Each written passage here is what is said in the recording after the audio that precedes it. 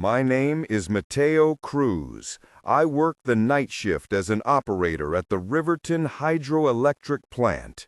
My shift was from 10 p.m. to 6 a.m., and I usually started with the same things: coffee and a dented thermos, the logbook with a torn corner, a headlamp with a strip of black tape over the left lens.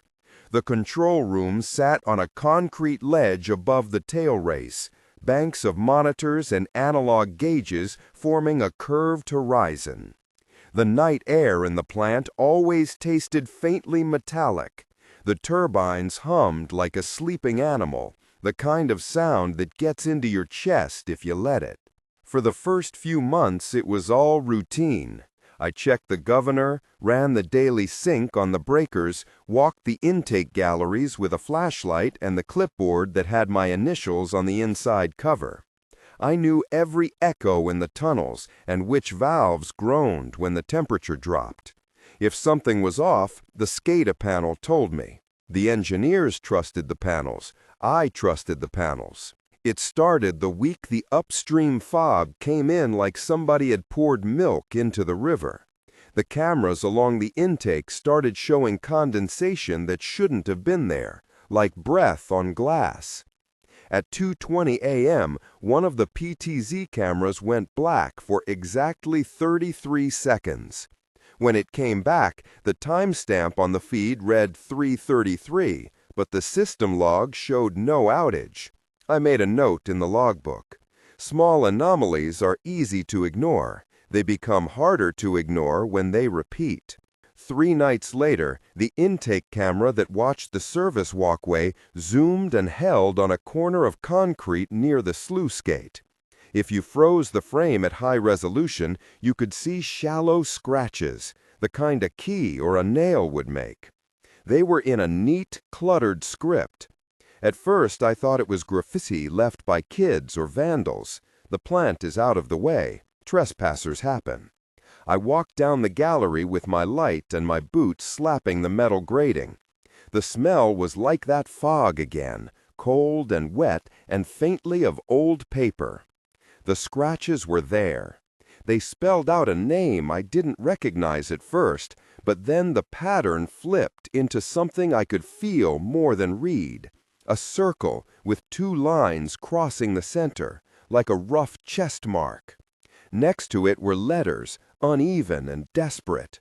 "We were waiting," it read, small and cramped. The air around the slab was colder than the rest of the gallery, and for a second I could swear my breath fogged, even though the humidity gauge read normal. I told Ernesto about it. He was a retired operator who still came in some nights to drink coffee and complain about the new panels. He had worked the plant longer than the script in the logbook.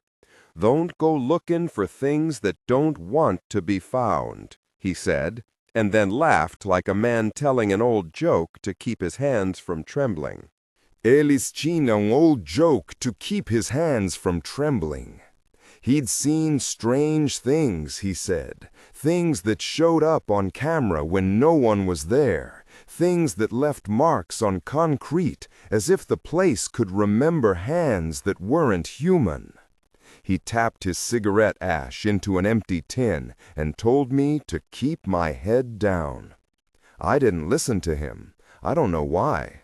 I thought I could outwork whatever this was with procedure. One night, after a late maintenance call, I sat on the control room stool and scrolled through archived camera footage. The night feeds break up into time-stamped tiles on the screen, little squares of the plant like a set of postcards. One tile showed the corridor outside the office. Another showed the lower gallery. I rewound one camera to the hour we had a false alarm 3 days prior. In the grainy frame, I watched a figure walk past the camera. It wasn't startling, just the silhouette of a man in the service jacket. Until the image stilled, and the figure turned directly toward the camera. The timestamp read 3:33. Then the figure's head tilted in a way that made my stomach drop, as if it had no neck, and when the feed snapped to live, I was on the screen, sitting at the console, looking right at that camera. I knew I had been alone in the control room. I stood up so fast the chair rolled back. The lights hummed. The monitors were fine. The log said no one had signed in. My thermos was on the desk where I left it. But the hair on my arms prickled, and the air tasted like wet paper and the metal tang you get before a thunderstorm. I walked the corridors twice. I checked the sluice gates. The intake cameras were all live and pointed the right way. Nothing in the physical plant accounted for the footage. The only explanation was that the system had recorded something it shouldn't have, or that something outside it had arranged to be seen. After that, the anomalies multiplied and grew bold. My name began to appear scratched all over the plant. At first it was little things, a shallow M on the edge of a maintenance hatch, the letters M. Cruz tire marked into a filthy patch of concrete. Once I opened the janitor's closet to find my initials drawn on the inside of the door in condensation, as if something had leaned its forehead there and written with breath. The clock above the main breaker sometimes paused at 3:33 for a full 3 heartbeats, like a mechanical hiccup or a deliberate prank. The fog returned at odd points, trailing in from the vents and curling around the base of the turbines like a living thing.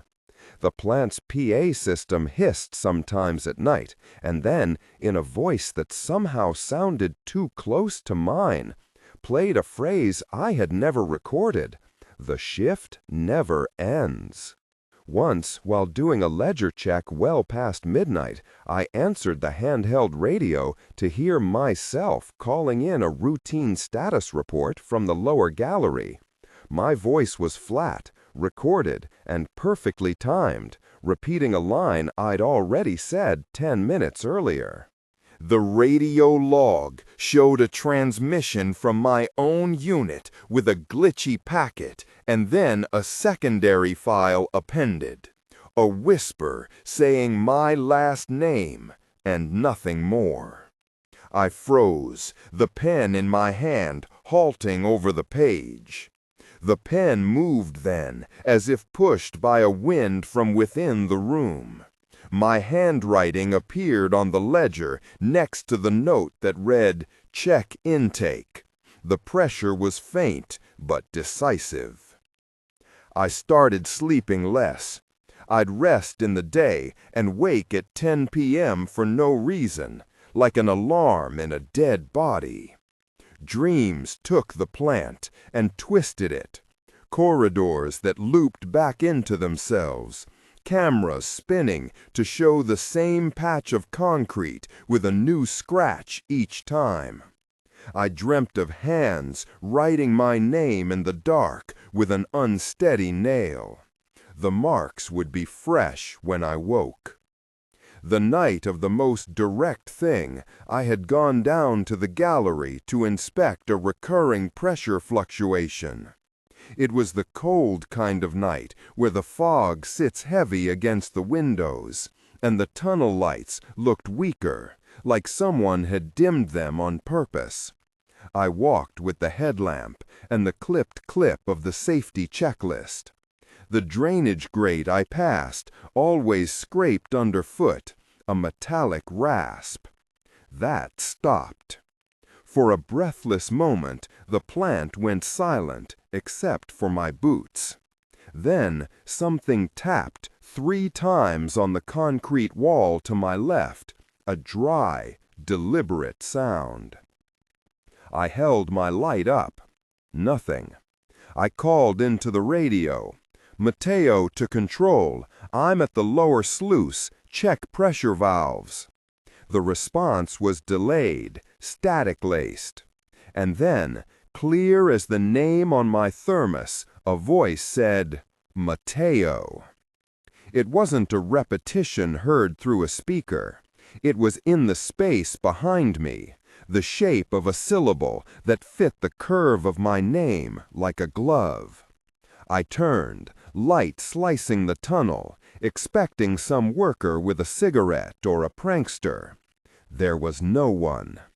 The air was colder and smelled like old paper.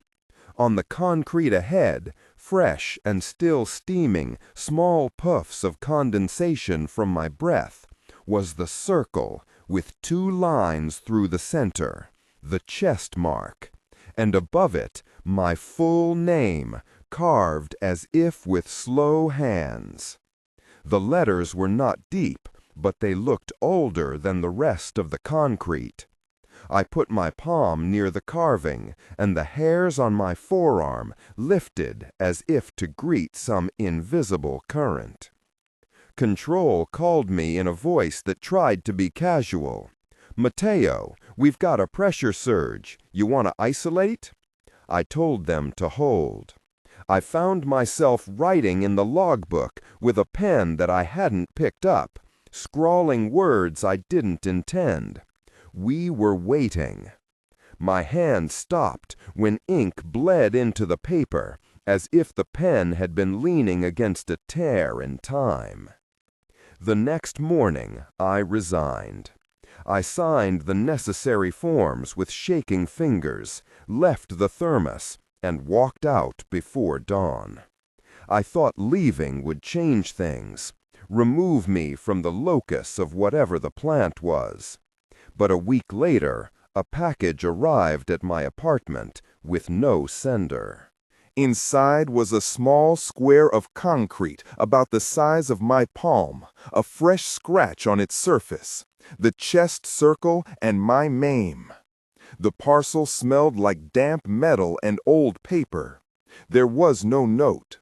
I put the stone on my kitchen table and woke at 3:33 a.m. for weeks afterward, always at the exact same minute, as if something in me had been wound to that hour. I have dreams where the turbine hum comes through the walls of my house. I am careful now about reflective surfaces. Sometimes I see the shadow of a head tilt in my window when there is no one outside. I don't work nights anymore, but the shift is not over. It follows. It waits. I woke at 10 p.m. to the sound of tapping on glass. My name is Jenna Ortiz. I work the night shift as a security guard at St. Bartholomew's Community Hospital.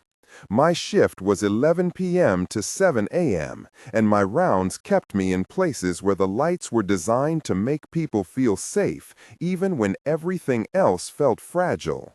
Night at a hospital has a smell different from any factory, a mix of antiseptic and sleeping breath, the faint iron of old stories. I carried a flashlight with a worn grip and a binder that held handwritten notes from past guards. Check elevator B at 34. Watch Matt in 2S. The binder was a kind of talisman. The hospital had a camera system that recorded to a central server, and a security terminal that let me pull up feeds by camera ID. Most nights it was just me, the janitorial crew, and the nurses who rotated through with tired smiles. We had an older guard, Miguel, who'd been there longer than the fluorescent lights. He told stories of doors opening on their own, and of a nursery wing that sometimes filled with the smell of old baby powder when it had been empty for years. He told the stories the way old men tell storms, to explain their bones and stay warm in the dark. If anything, the first sign was absurdly small. The nursery nightlight, a cheap plug-in that was always on soft blue, flickered off at 3:33 a.m. for 17 seconds on a Wednesday when I was asleep in my car in the employee lot. When I checked the nursery, the room was empty and the intake vent had a smudge of something that looked like thumbprints, but not human. They were too shallow, too many. I chalked it up to psychosis. People with graveyard shifts see things. The human brain fills silence with stories. After that, the calls from rooms that were supposed to be silent were the things that started to pull the edges of reason apart. The intercom would light and display an outbound claim, "Nurse station, call." But when I listened, there was nothing, only a hum. Or I would get 3 beats on the internal line, like someone tapping Morse. And when I answered, the voice that came through would say my name. Not Officer Ortiz or Jenna with a professional tone, but my name, like someone who knew the exact pitch I used for it. On a night where a nor'easter pushed rain against the windows and the generator hummed a deeper note, I was making rounds through the psychiatric wing. They'd recently put a new lock on door C after an incident of a patient leaving and wandering the corridors. The lock had a tiny override panel and an analog time lock that the maintenance crew had wired to the main board. I carry the override keys, even though I never had to use them. That night, the override status toggled on its own, the green LED pulsing like a heartbeat. I remember thinking about the way lights look like eyes in the dark. I walked past room 314, and the curtain was drawn.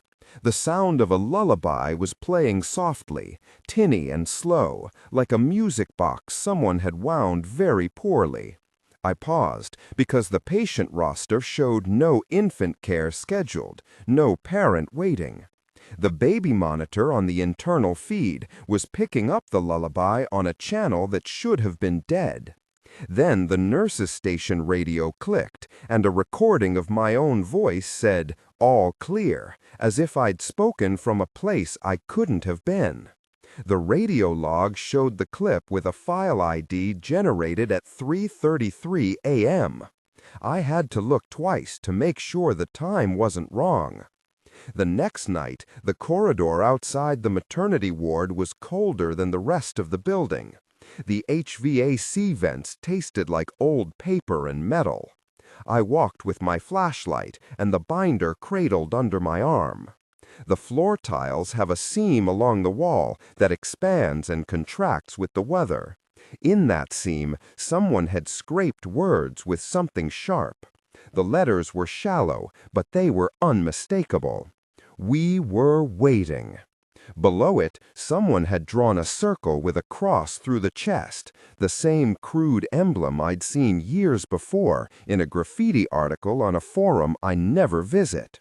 I tried to clean it off. Soap dulled the edges, but didn't remove them. I scrubbed until my knuckles hurt, and when I leaned in, the fluorescent light above me reversed polarity for the briefest fraction of a second, like a blink. I told the head nurse. She listened for the first 5 minutes and then called me by my first name and said, "Jenna, we've all had a rough month. Get some sleep." She didn't see the scraped message or the circle. When the staff do not corroborate something, you start to doubt the reality of what you saw and credit it to fatigue. You stop trusting your memory. That's how these things move through people.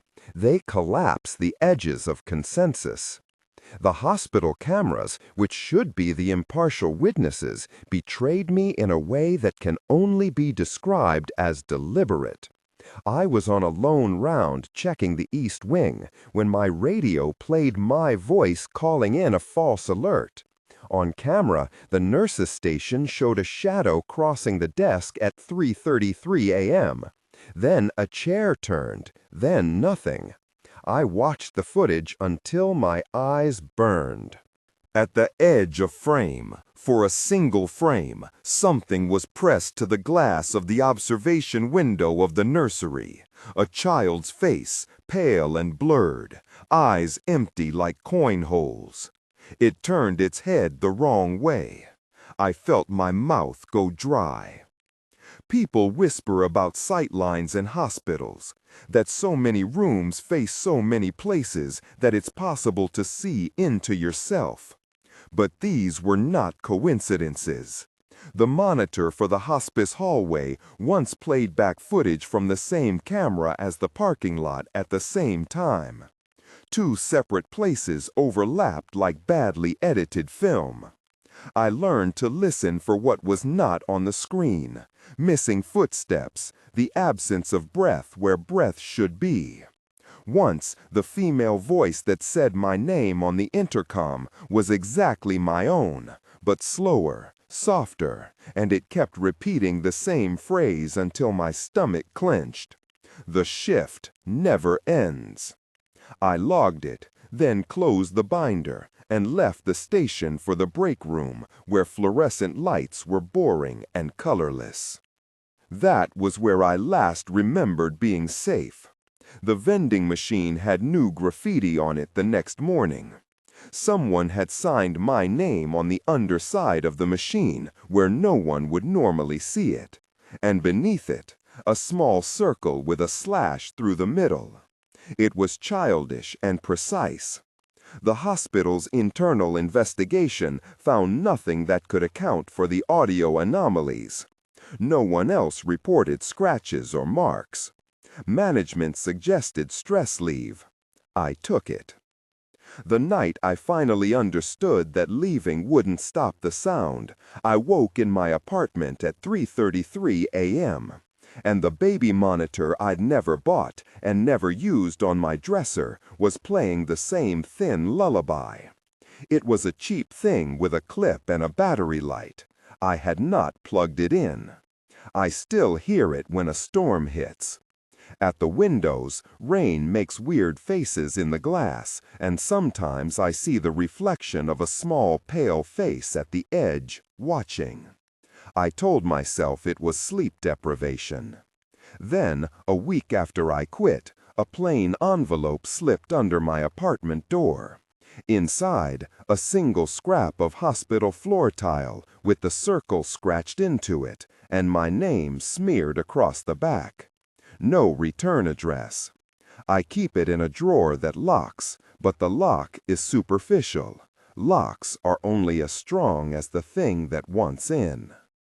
The tapping on the glass in my kitchen still wakes me some nights. I woke at 10 p.m. to the smell of coffee and stale beer. My name is Luis Mercado. I work the night shift as a bodega attendant and overnight watchman at Rivera's Market. My shift was midnight to 8 a.m. The store was a narrow rectangle of refrigerators and shelving, fluorescent lighting that hummed, and a small office in the back with a cheap desktop and a battered CCTV system. I kept a ballpoint pen behind my ear and a metal keyring on a nail by the door. Customers at night are ghosts, regulars who come for cigarettes, men who talk too long in the corner with a cigarette in the doorway. Nights are long, and human beings get smaller. Rivera's was the kind of place where neighborhoods meet in the late hours. The market had a back alley that dumped into the service entrance, cinder block walls with years of stickers and paint, and a dumpster that often had someone's discarded possessions. I knew the alley's smells and the specific echo of boots on the loading ramp. The cameras covered the register and the doorway, and one low camera angled toward the rear alley. On Tuesday, a delivery truck left a pallet of canned goods pushed against the loading dock. The pallet stayed overnight because the driver had a last-minute call. The camera recorded the pallet changing between midnight and 1 a.m. In the morning, it would be leaning, as if something heavy had been placed against it. But in the footage, the pallet was how it should be. Yet by dawn, the pallet was slightly shifted, and someone had scrawled with a box cutter on the face of a cardboard case, a small circle with 2 lines in the middle, and the words, "We were waiting." I thought at first the driver had been there late and done it to scare us, a local prank.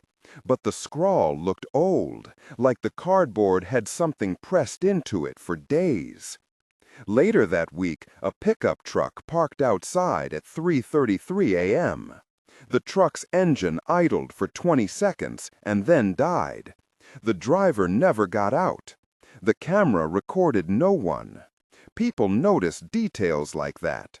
We talked amongst ourselves in whispers. Maybe it's those kids. Maybe it's someone sleeping in the truck.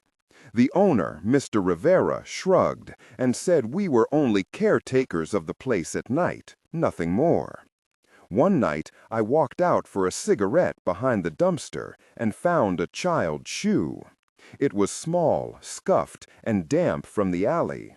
The shoe had no laces, and inside was a folded scrap of paper with a single sentence: "Do not leave."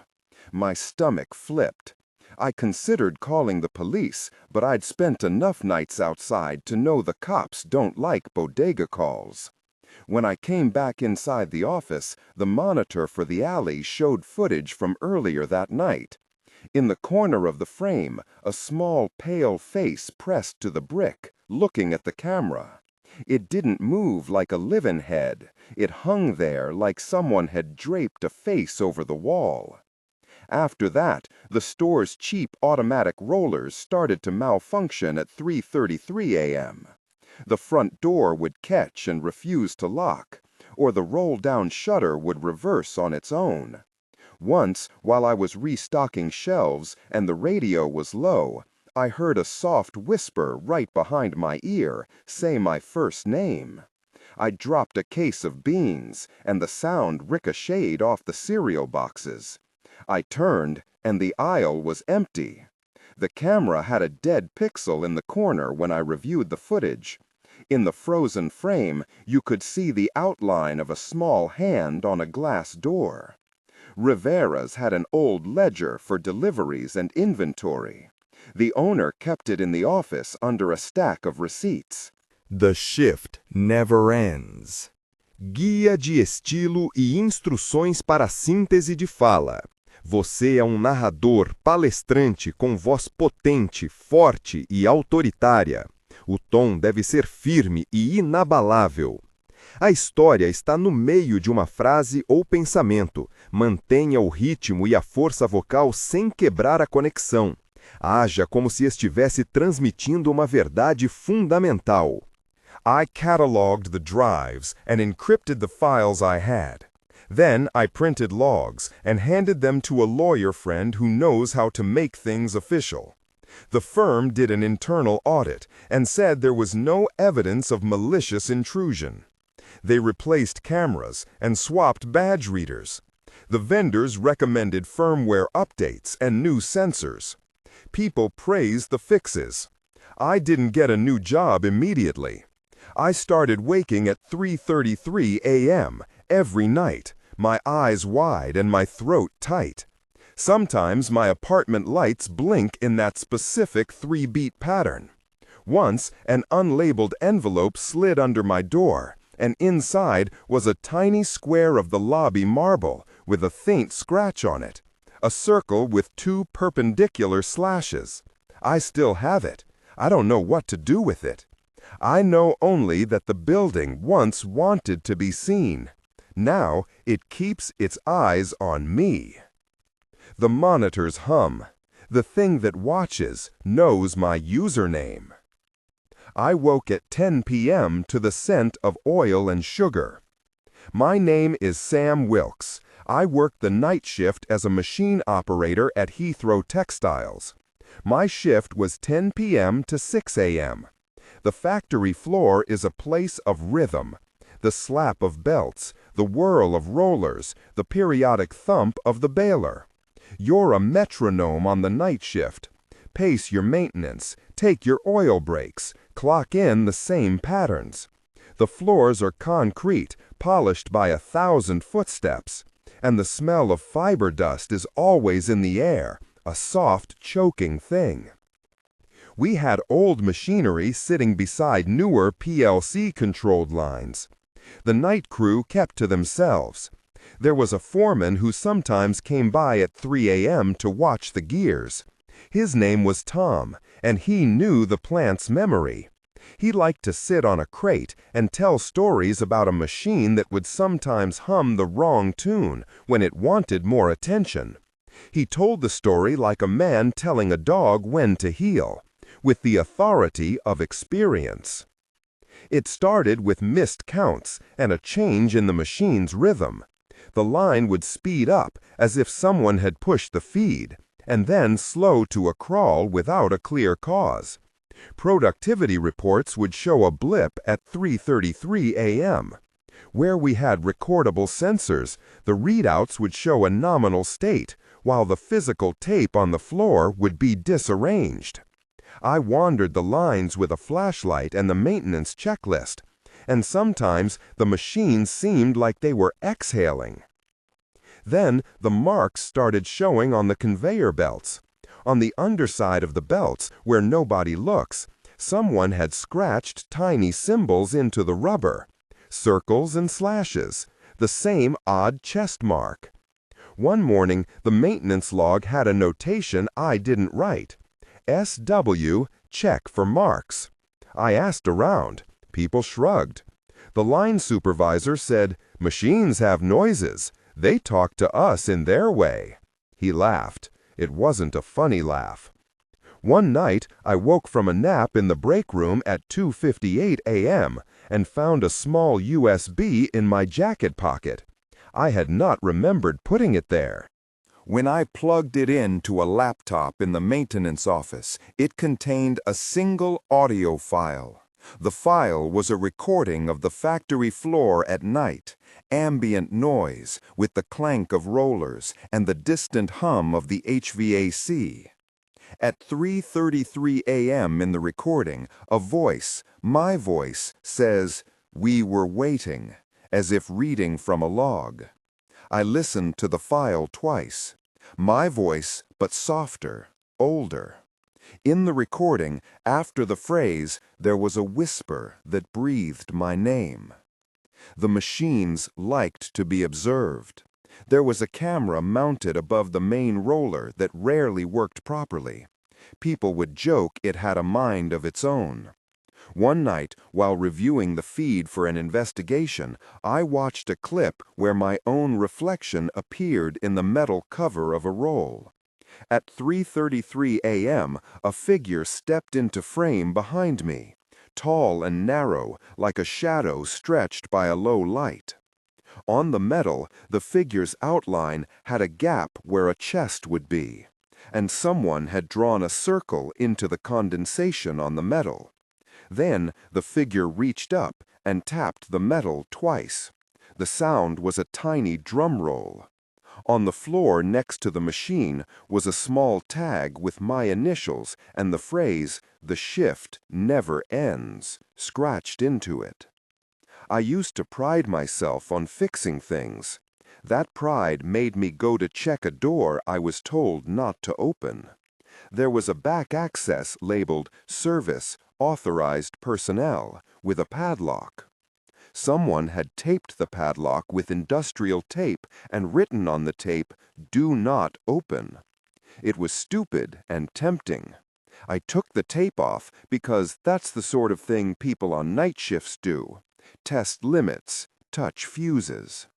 Behind the door was a small alley between two storage rooms where dust had collected and footprint patterns marked the floor like an unsteady clock. On the wall, someone had scratched a phrase into the painted concrete. "We were waiting," it read, and beneath it, the chest mark. When I told Tom, he didn't look surprised.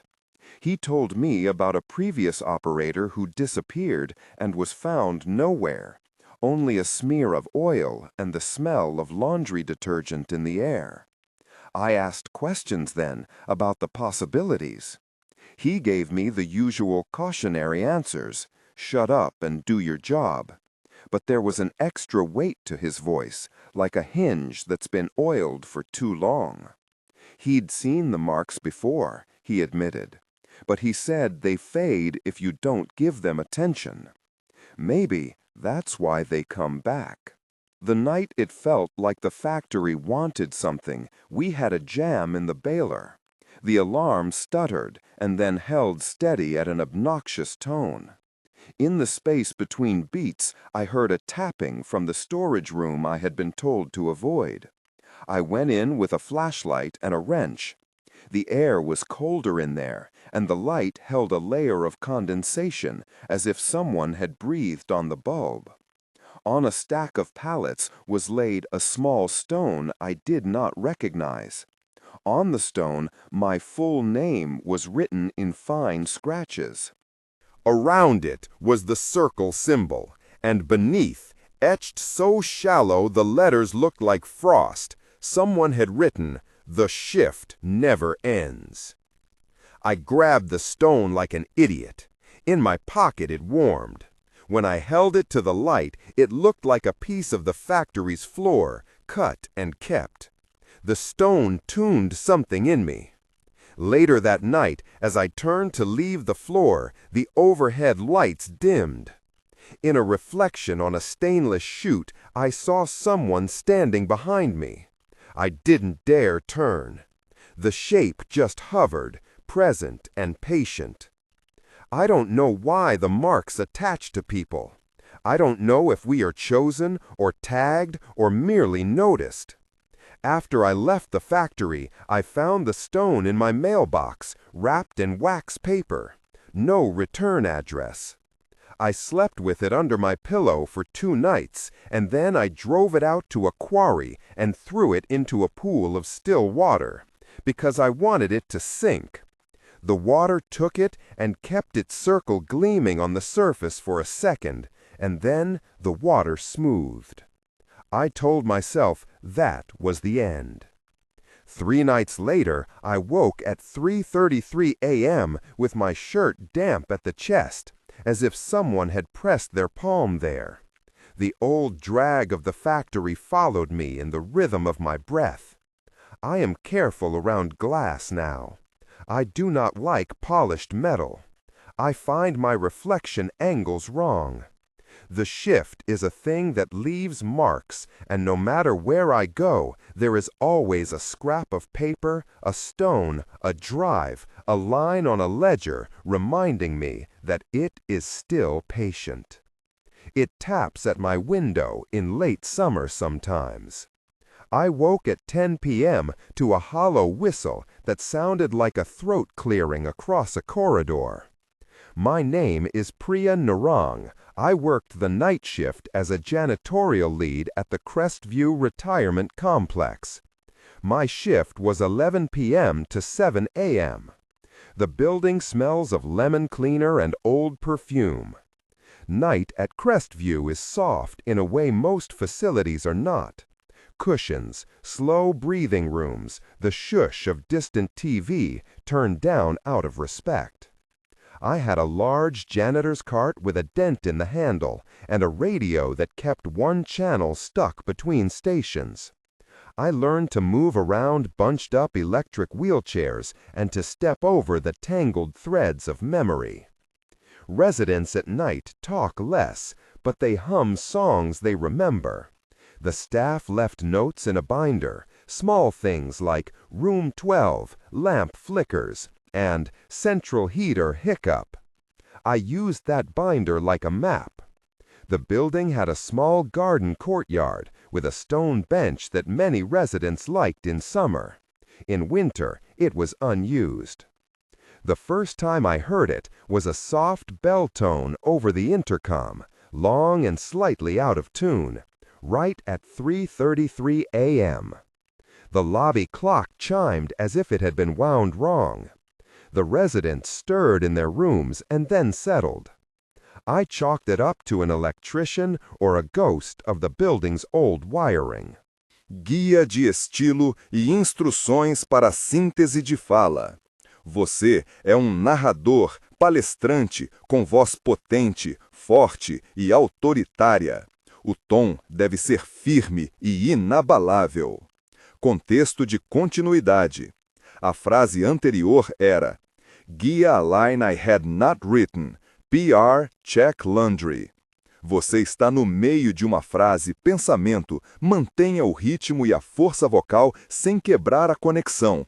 Haja como se estivesse transmitindo uma verdade fundamental. I went to the laundry and found, inside the dryer, a scrap of cloth with my initials stitched onto it in a child's uneven thread. I didn't recognize the handwriting.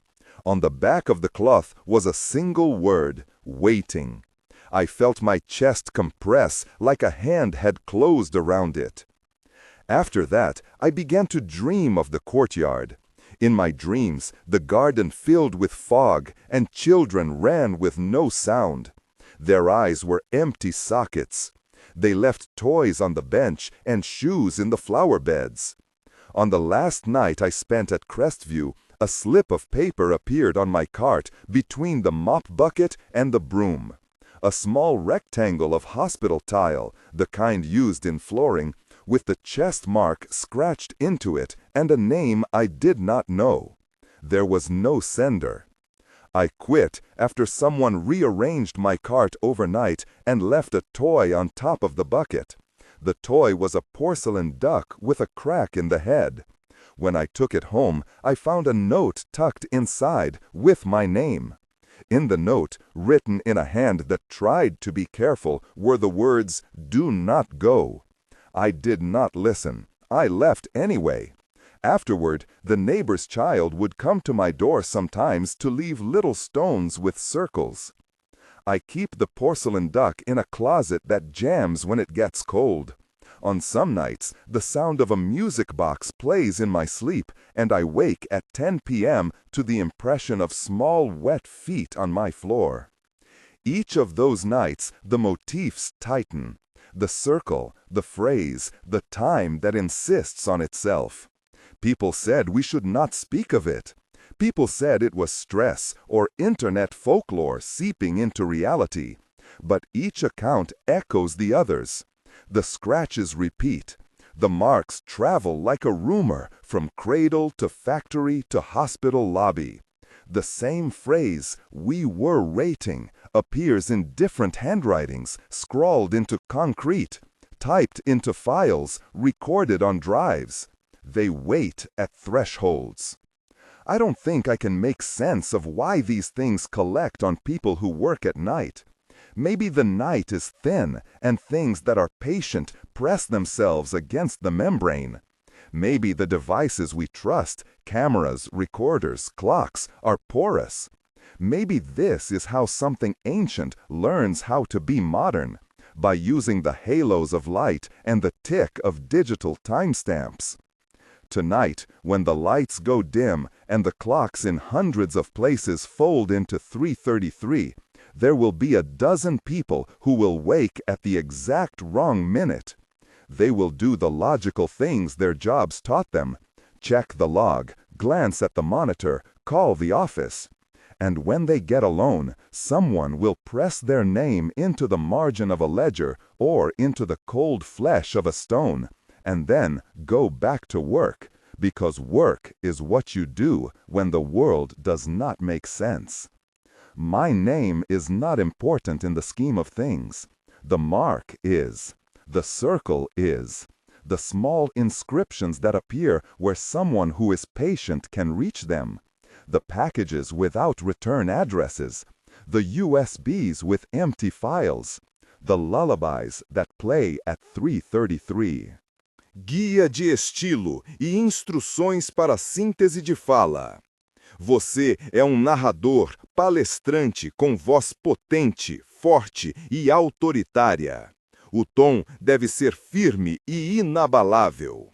A frase anterior era: "The empty files, the lullabies that play at 3:33. Esta é a conclusão.